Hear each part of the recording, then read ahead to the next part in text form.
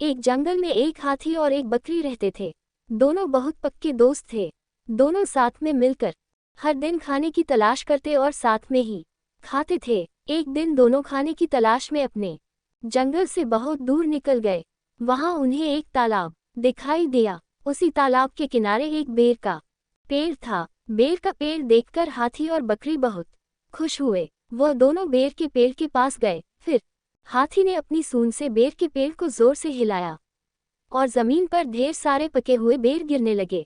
बकरी जल्दी जल्दी गिरे हुए बेरों को इकट्ठा करने लगी।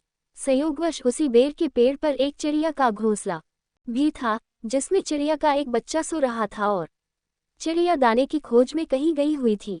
बेर का पेड़ जोर से हिलाने के कारण चिड़िया का बच्चा घोंसले से बाहर तालाब में गिर पड़ा और डूबने लगा। चिड़िया के बच्चे को डूबता हुआ देखकर उसे बचाने के लिए बकरी तालाब में कूद गई, लेकिन बकरी को तैरना नहीं आता था। इस वजह से वह भी तालाब में डूबने लगी। बकरी को डूबता हुआ देखकर हाथी भी तालाब में कूद गया और उसने चिड़िया के बच्चे और बकरी दोनों को डूबने से बचा लिया। इतने में चिड़िया भी वहां पर आ गई थी और वह अपने बच्चे को सही सलामत देखकर बहुत खुश हुई। उसने हाथी और बकरी को इसी तालाब और बेर के पेड़ के पास रहने के लिए कहा।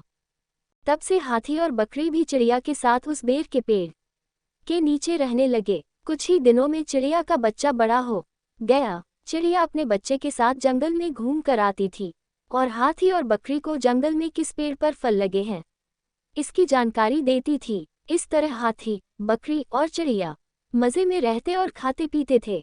कहानी से सीख, हमें किसी का बुरा नहीं करना चाहिए। अगर हमारी गलती से किसी को परेशानी होती है तो उस गलती को सुधारना चाहिए और मनमुटाव दूर करते हुए एक दूसरे की मदद करनी चाहिए।